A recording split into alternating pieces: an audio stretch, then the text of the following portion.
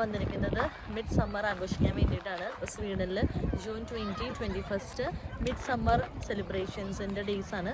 അപ്പോൾ ഞങ്ങളിപ്പോൾ നിൽക്കുന്ന സ്ഥലം ഉള്ളറേക്കർ എന്ന് പറഞ്ഞിട്ടുള്ള ഒരു കുറച്ചും കൂടി ഉള്ളിലോട്ടുള്ള ഒരു സ്ഥലമാണ്.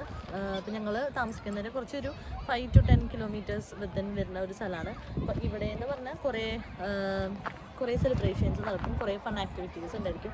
ഇതേപോലെ ഫ്ലവേഴ്സ് വെച്ചിട്ട് നമുക്ക് ക്രൗണൊക്കെ നമുക്ക് വെച്ച് തരും ഫ്രീ ആയിട്ട്. പിന്നെ കുറേ ഫുഡ് ട്രക്സ് ഉണ്ടായിരിക്കും, കുറേ ഫൺ ആക്ടിവിറ്റീസ്, പിന്നെ ഫ്രോഗ് ഡാൻസ്, ഒരു മെയ് പോള് വെച്ചിട്ട്. അപ്പോൾ നിങ്ങൾക്ക് അത് ഓരോന്നായിട്ട് നമുക്ക് കാണാം. മിഡ് സമ്മർ സെലിബ്രേഷൻ സ്റ്റാർട്ട് ചെയ്യുന്നത് തന്നെ ഈ ഒരു മെയ് പോൾ എന്ന് പറയുന്ന സെൻറ്ററിൽ ഫിക്സ് ചെയ്ത് വെച്ചിരിക്കുന്ന ആ ഒരു പോൾ വെച്ചിട്ടാണ്. അപ്പം ഈ ഒരു സംഭവം ഉദ്ദേശിക്കുന്നത് എന്താണെന്ന് വെച്ചാൽ സമ്മർ ടൈമിനെ വരവേൽക്കാൻ വേണ്ടിയിട്ട് മെയിനായിട്ട് ചെയ്യുന്നതാണ്. അപ്പോൾ ഇതിന് സൂചിപ്പിക്കുന്നത് സീസൺ ഓഫ് ഫെർട്ടിലിറ്റി ആണ്. അപ്പോൾ അതിന് ചുറ്റും എല്ലാവരും ഇങ്ങനെ ഒത്തുകൂടി അതിൻ്റെ ചുറ്റും ഡാൻസ് കളിക്കും, കുറേ ആക്ടിവിറ്റീസൊക്കെ ചെയ്യുന്നതാണ് മെയിനായിട്ട് ഈ ഒരു മിഡ് സമ്മർ സെലിബ്രേഷൻസ് കൊണ്ട് ഉദ്ദേശിക്കുന്നത്. അപ്പം പണ്ട് കാലത്തെ ആൾക്കാർ ഇങ്ങനെ ചെയ്തിരുന്നതെന്ന് വെച്ചാൽ ഗ്രീൻ മാനായിട്ട് പച്ച കളറിൽ ഡ്രസ്സ് ഇട്ടിട്ട് ഇതേപോലെ വന്ന് കളിക്കുകയാണ് ചെയ്യുക. പക്ഷേ ഇപ്പം സമ്മർ ഡ്രസ്സൊക്കെ ഇട്ടിട്ടായിരിക്കും ആൾക്കാർ ഇതേപോലെ വന്ന് കളിക്കുക. അപ്പോൾ അവരവരുടെ ടൂൾസ്, അവരുടെ ഫ്ലവേഴ്സ്, അല്ലെങ്കിൽ അവരുടെ കുറേ സ്നാക്സ്, ജ്യൂസസൊക്കെ എടുത്തിട്ടൊക്കെ ആയിരിക്കും വരിക. അപ്പോൾ ഇതിൽ നമുക്ക് കാണാൻ പറ്റും അവരെ വീട്ടിൽ നിന്ന് കൊണ്ടുവന്ന കുറേ ഫ്ലവേഴ്സൊക്കെ വെച്ചിട്ട് അവർ ക്രൗൺ ഉണ്ടാക്കിയിട്ട് വെക്കും. ഈ മേപ്പോളിന് ചുറ്റും ഡാൻസ് കളിച്ച് കഴിഞ്ഞാൽ കുട്ടികളാവാത്ത കപ്പിൾസിന് കുട്ടികളാവും എന്നുള്ളൊരു വിശ്വാസമാണ്. അതാണ് ഇവർ മെയിനായിട്ട് ഉദ്ദേശിക്കുന്നത്. അപ്പോൾ എന്താണ് ഈ ഒരു മിഡ് സമ്മർ സെലിബ്രേഷൻ കൊണ്ട് ഉദ്ദേശിക്കുന്നത്, എന്തൊക്കെയാണ് അതിൽ മെയിനായിട്ട് ഇൻവോൾവ് ചെയ്യുന്നത് നമുക്ക് ഈ വീഡിയോയിൽ കൂടെ നമുക്ക് കാണാം.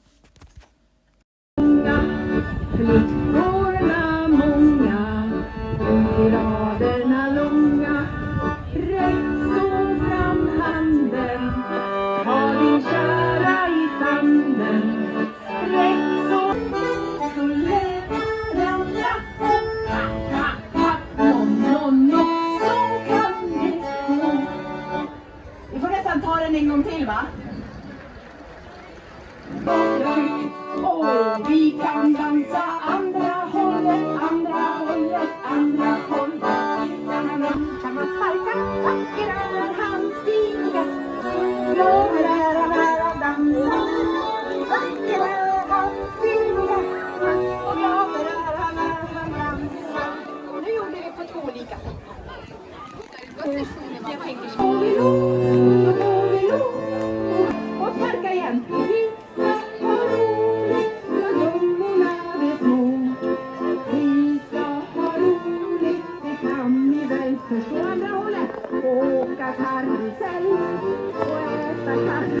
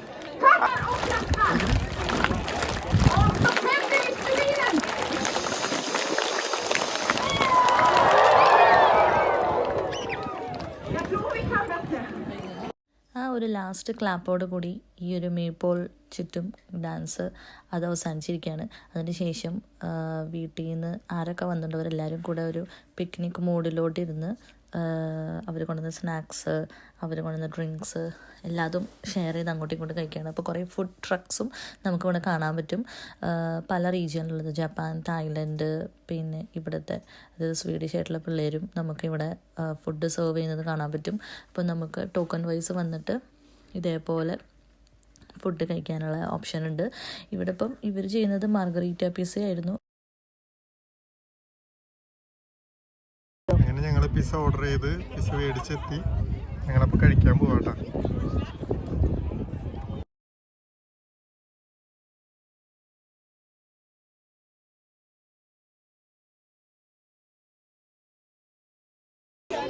നമുക്കിവിടെ ആടുകളെ കാണാൻ പറ്റും ഗൈസ്. ഇവിടെ ഒരു ക്ലോസ്ഡ് സ്പേസിൽ ആടുകളെ കൊണ്ടുപോയിട്ട് എല്ലാവരും ആടിനെ പരിചരിക്കാണ്ട് ഇവിടെ എല്ലാവരും.